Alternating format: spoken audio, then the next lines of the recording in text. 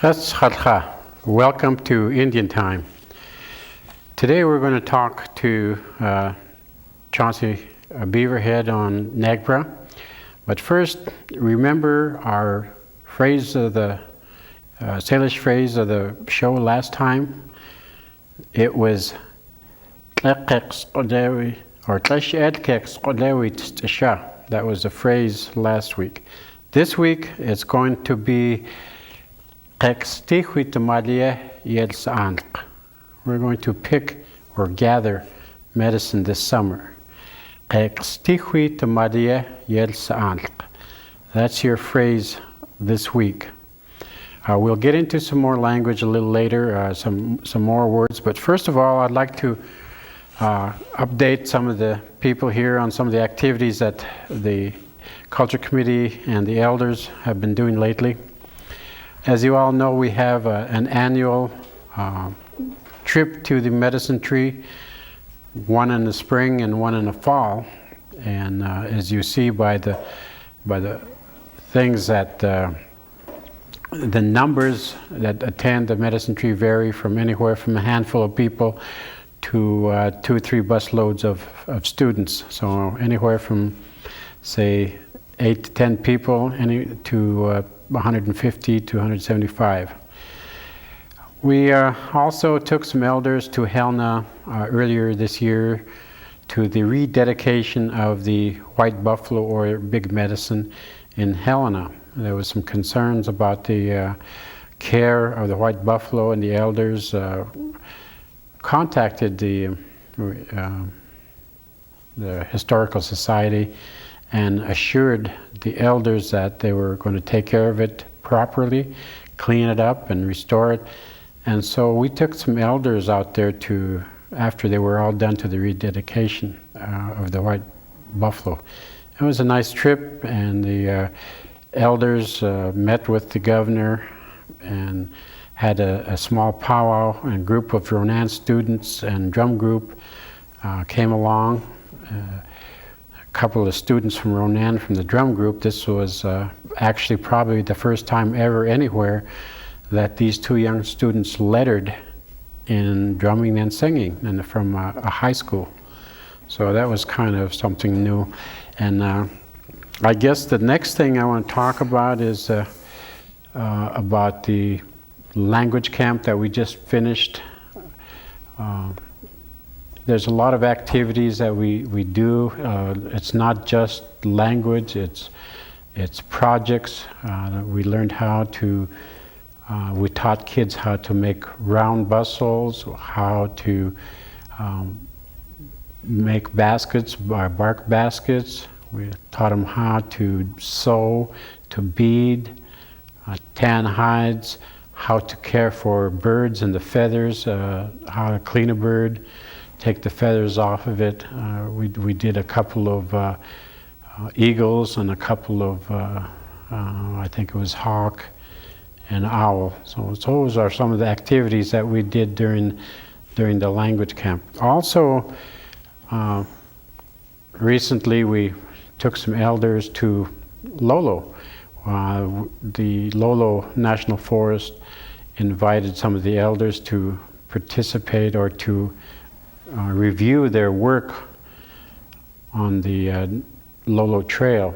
The Nez and the Salish Kootenai people tribes have come together and utilized summer youth employees to go and clean the Lolo Trail. And the elders were invited to go view their work. There's a lot of concern by the National Forest on what's going to happen to the trail during the Lewis and Clark Centennial coming up. And the elders were asked their opinion on what they thought, how the Lolo Trail should be handled. While we were there, we were able to not only view the trail and the work that the young people were doing, but also to participate and to see how they clear trails. They try to stay away from modern kinds of tools, if you will. They use hand saws or crosscut saws. They use very little machinery to clear the trails and try to leave them as natural as possible. We also had an opportunity to view some of the scarred trees in the area that were put there by the Salish people that utilized that whole area.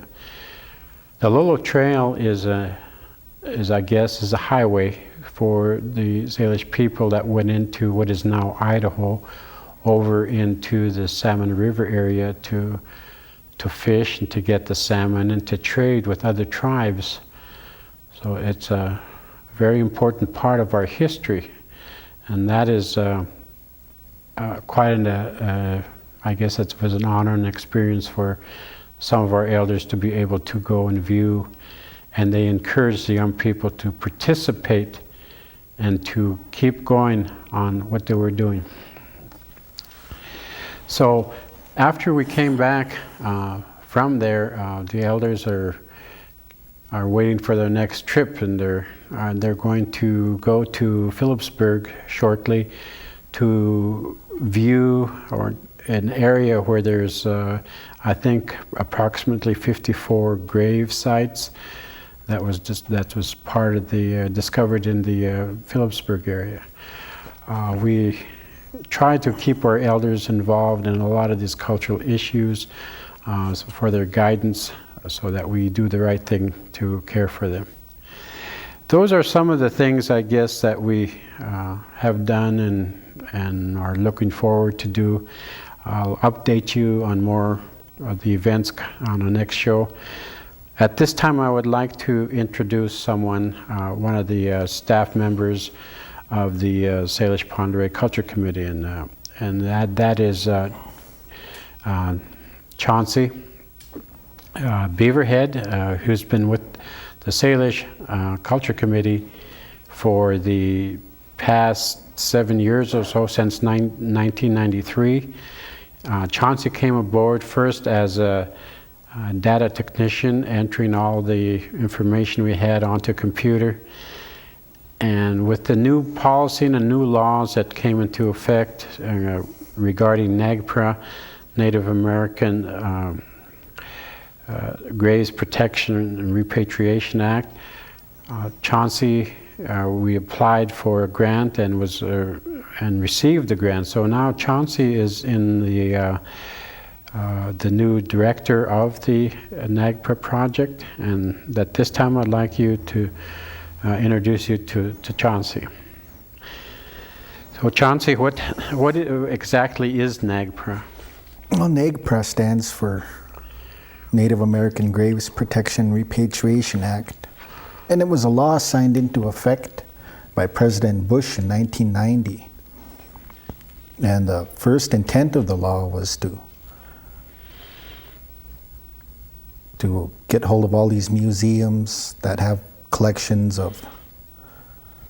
from the different tribes, and to have them go through their collections and look at the materials they have, the human remains, the sacred objects of cultural patrimony, and to catalog all these and to get hold of the different tribes that these collections came from, and to eventually return these human remains, these sacred objects, things like that.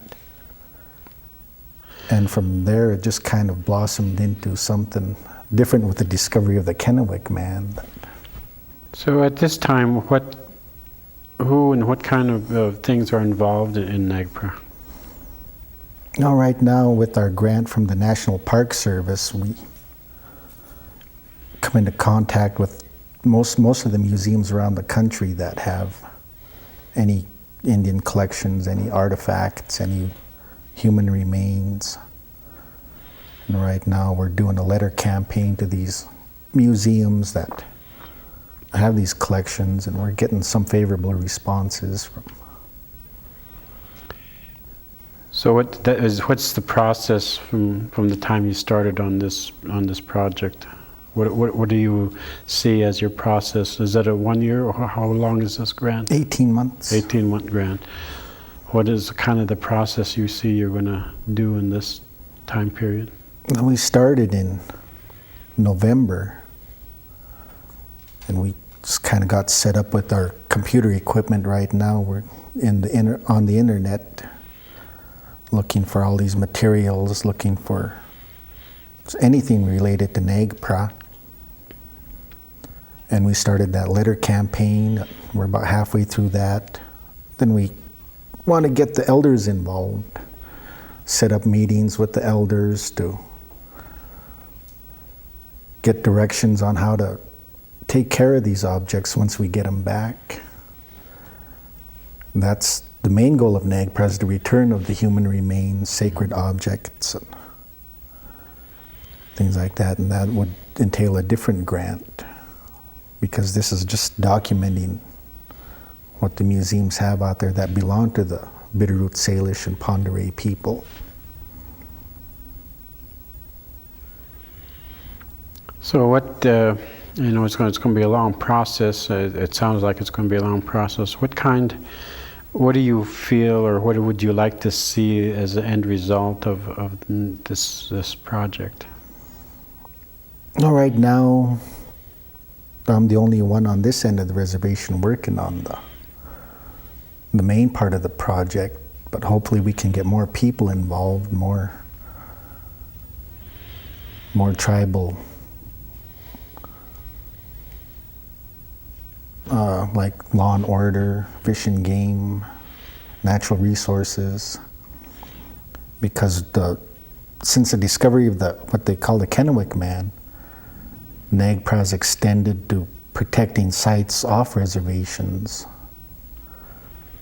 and on reservations where people are building, where they're digging, and they come across remains, and things like that. So it sounds like there's a need for some education, some training for not only for tribal members, but law enforcement and those kinds of things. Yeah, they should be involved to help identify remains, identify any objects associated with like burials, campsites. I mean, the tribal preservation program is doing a lot. And how are you working with preservation on this? Is there a connection there? Well, I'm trying to get a connection going because they do a lot of field work, a lot of on-site work in different areas. It's hard to stay on top of everywhere they're going, what all they're doing. Now you said that this was just kind of a documenting period of time with this 18-month grant. What do you hope to see in the future? What kind of steps, I guess, after this initial introduction, I guess, this initial period of time where you're just collecting data and doing some contacting people, what's going to follow that you hope to see?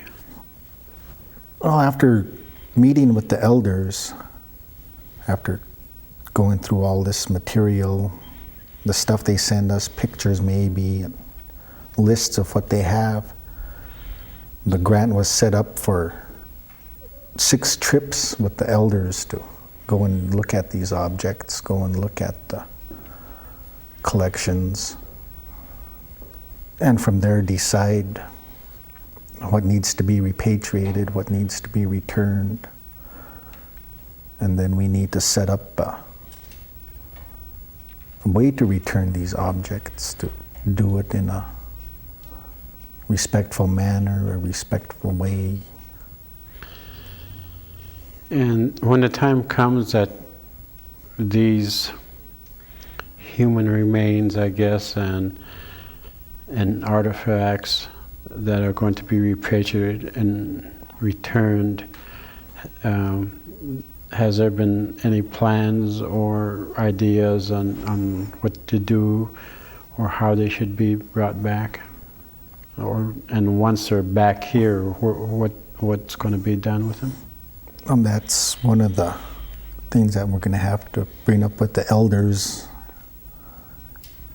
once we go look at them, and once we start receiving them from the museums. How do we handle them? How do we, what's all involved with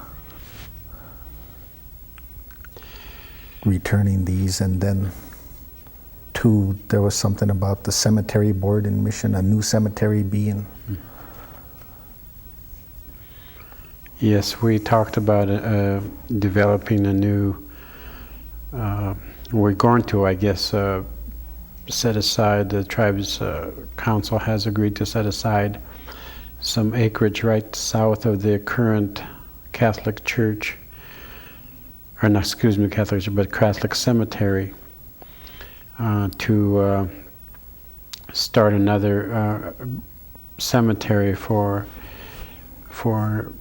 the Indian people who feel that they need a better way of caring for their people. The current cemetery, there's too many restrictions, too many policies in place that limit them from the type of headstone that they can have and the type of ceremony. Those kinds of things, I think, is main reason why a lot of the people have asked for an addition, another part of for a cemetery, so that they can do, and when they bury a loved one, that they can design and put up the kind of headstone and care for that cemetery in a way that they feel more personal, more care for. So,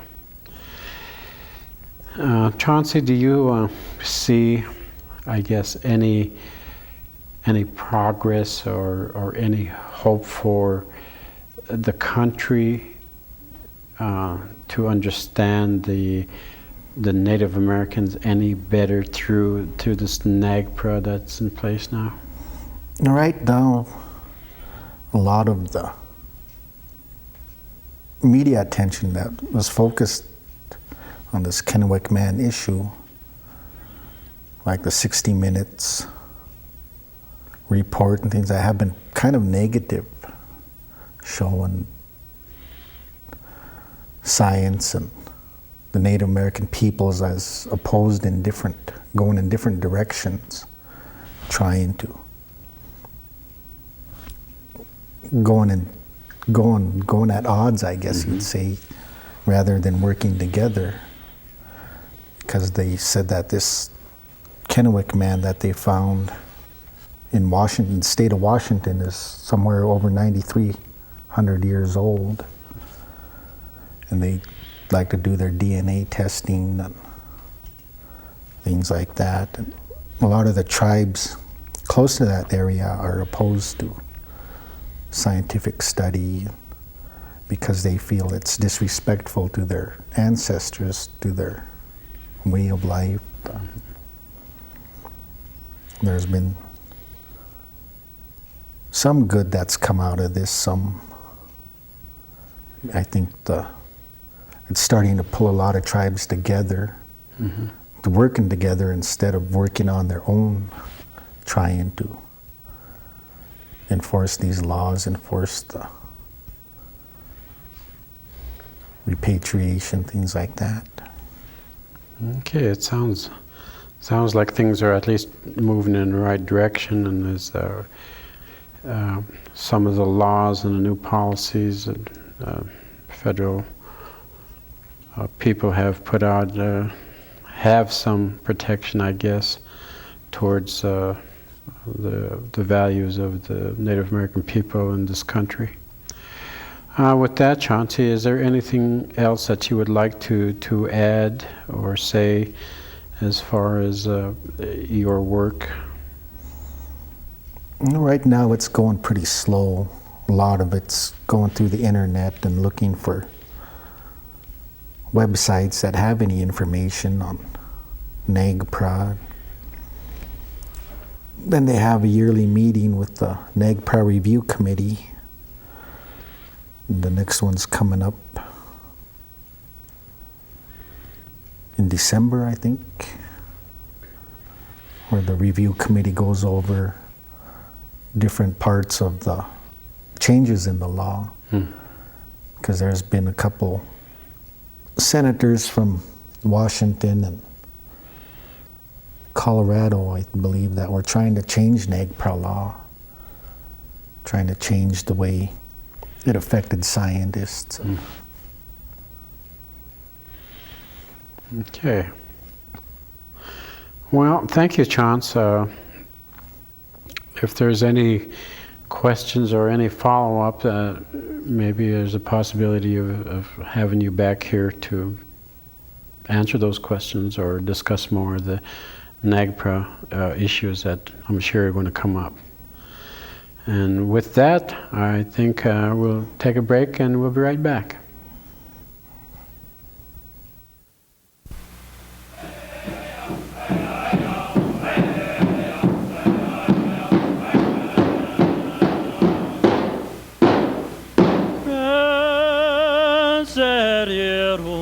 The choices we make today affect our options for tomorrow. I choose not to smoke and pursued my ability to sing. I've been able to travel, make new friends, and see different cultures. Choose carefully. Don't limit your future. Okay, what was the Salish phrase for today? $1 million question. The answer is we're going to pick or gather medicine this summer. I'll test you again a little later, so remember that. I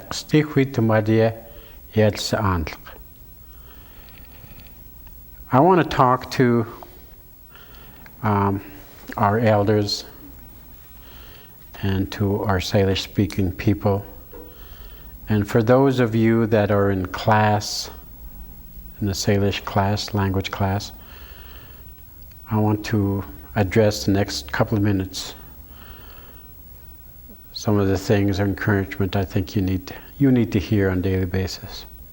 I want to talk about the importance of our language.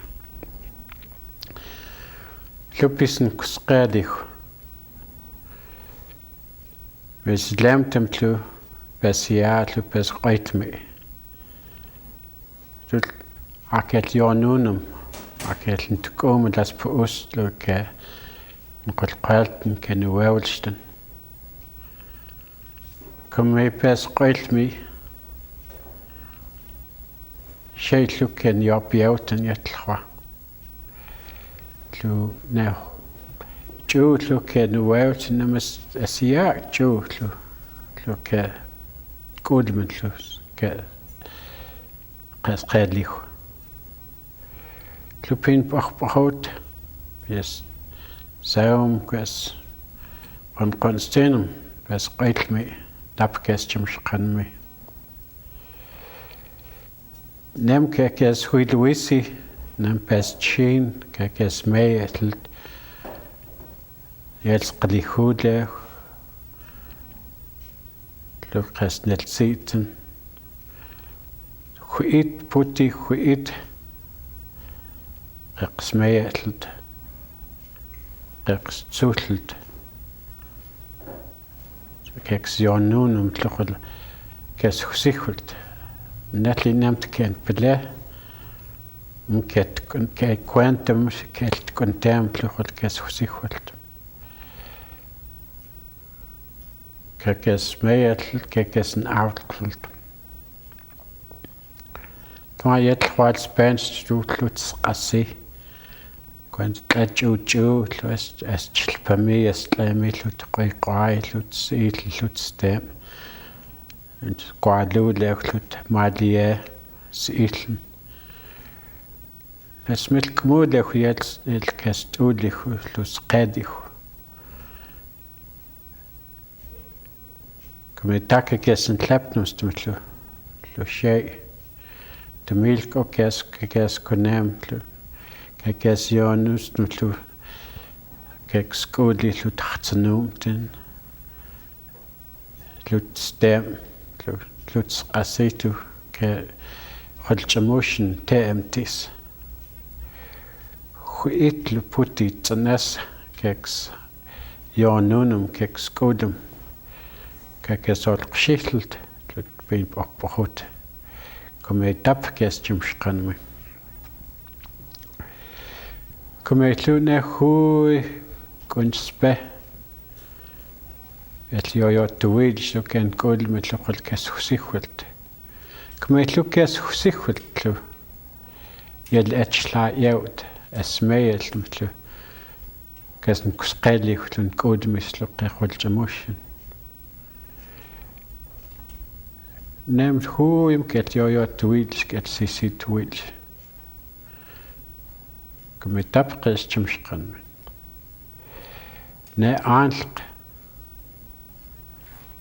nem ke hui et aanlq nem ket tilsi ket sisi twitch. Ket yo twitch. Net ne ketli a lu ke pohot.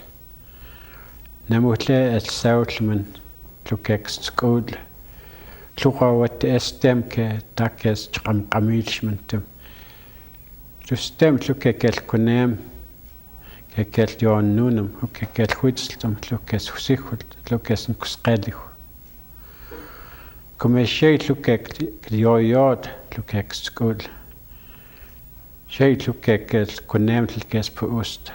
Yet khwat milkuit tsqit chululimuk estakhulu. Come kes questum to good mislo qekhol motion. Lupin pohot. Wis lemtem yet khwachol shay u yet khwachin chnamut. Qod tlim pele qod istionun u yet khwachin chnele.